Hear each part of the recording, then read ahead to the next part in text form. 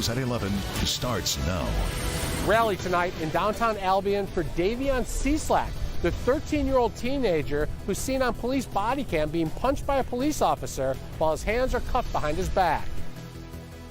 A Metro Detroit veteran pleading for help tonight. What a thief took from him that he desperately needs back. All coming up. We're going to begin, though, here at 11 with the severe weather threat as we head into Friday. We've had that a lot of the last 2 weeks, but the good news is the storms are quickly moving east of us. Let's get right over to Ben, who's tracking what's left of the storm threat. Ben? Yeah, Kim and Devin, there's not much out there on 4 Live radar right now. This is all false echoes, and it looked like we were going to get rid of the thunderstorm threat a little bit early.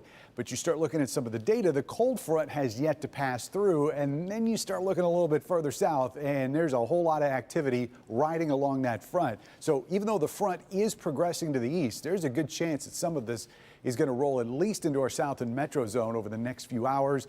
And a couple of the high-res computer models sort of bear that out. Look what happens here as we get towards 1, 2 o'clock. At the best, this is going to be rain. There still obviously could be some thunder in there, but it does look like most of the severe threat is done. Still definitely could be seeing an increase in rain as we get through the next few hours. We will be dry by tomorrow morning, cool, dry, and cloudy. And temperature's really not going to change a whole lot from these numbers. We'll look at that and where your Mother's Day weekend goes in just a few minutes. Guys? Okay, Ben. A local veteran needs help tonight after a thief steals his motorized bicycle. Happened in the same community where several others have been targeted recently. Jermont Terry live in East Point tonight with the message that veteran is sending to the person who took his bike. Jermont. Yeah, Devin, this veteran simply can't believe that someone did this to him. And let's keep in mind, this is not about just one stolen bike. Tonight, we have a community that is truly keeping an extra eye open after someone or several people keep breaking into homes. As for this veteran, what he lost, it was something that he worked so hard for and truly needed.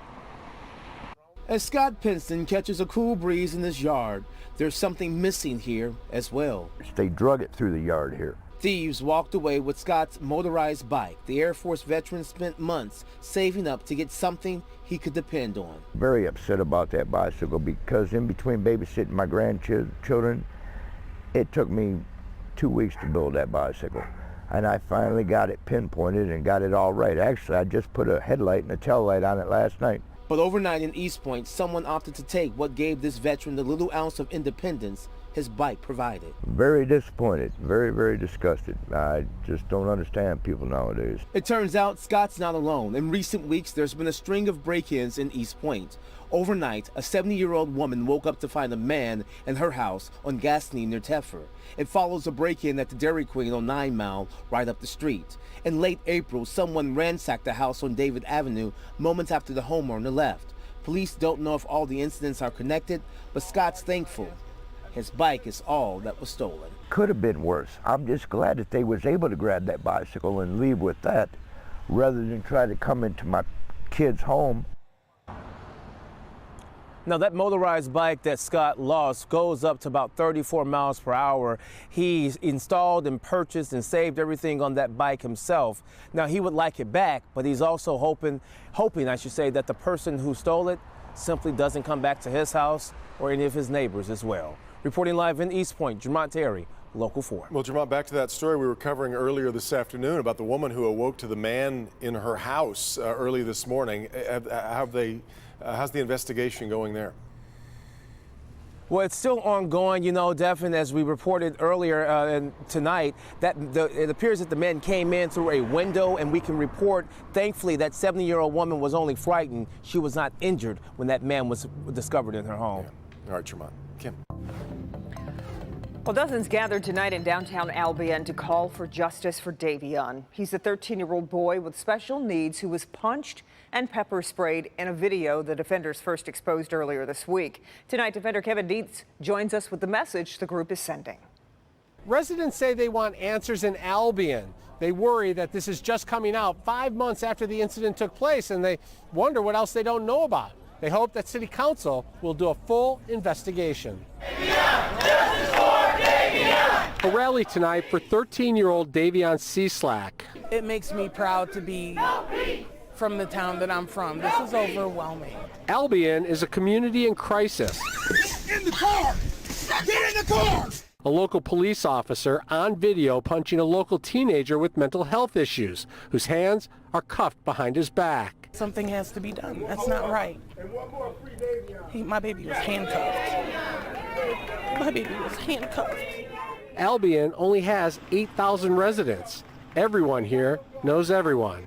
And it's hard for many to understand how this police officer was not charged criminally. It makes no sense to charge one and not charge the other one. If there was a wrong, there needs to be an accountability. In what country do we live in that we hurt those that are mentally challenged? Now, organizers of the rally want complete transparency, answers to why the officer wasn't charged, and assurances he won't get his job back at an administrative hearing next month. And the police kept beating him and beating him and beating him and beating him with this. The family has watched the video. It's difficult. They don't understand. They hope that City Council will take action. Will bring justice for Davion. But he was definitely wrong in his actions. And he definitely needs to pay for them. Because if it would have been me or anyone else hitting him like that, we'd be in jail right now still. Davion's family says they hope that City Council will act. They say they want answers to all their questions, and if they don't get them, they may have to file a civil lawsuit to force the issue. Kevin Dietz, Defenders.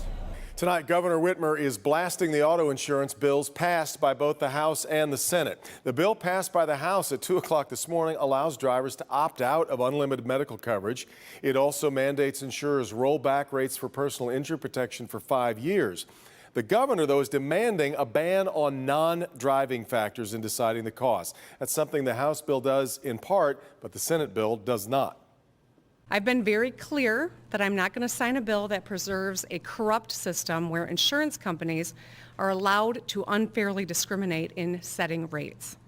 I am only interested in signing a bill that is reasonable and fair and actually provides strong consumer protections and immediate financial relief. In response to the governor's comments, Republican leaders say they are prepared to negotiate and continue their discussions. Meantime, the governor also today signed into law a series of bills aimed at limiting asset forfeiture in drug cases. Starting in 90 days, law enforcement will not be able to take ownership of cash or other property seized in suspected drug crimes unless the defendant is convicted or the value of the money and property is more than $50,000. As you'll recall, this has been an issue in Macomb County with prosecutor Eric Smith under investigation for how his office has handled forfeiture money. This time tomorrow night, both directions of I-75 will be closed in Oakland County. Beginning tomorrow at 10 p.m., MDOT will be shutting down both the north and southbound lanes of the freeway from 696 to Square Lake Road. MDOT suggests taking Woodward as a detour. I-75 is expected to reopen by 5 Monday morning. Well, if you love the great outdoors, then you're going to love Pure Sounds of Michigan. It's an album celebrating our great state by showcasing its natural sounds.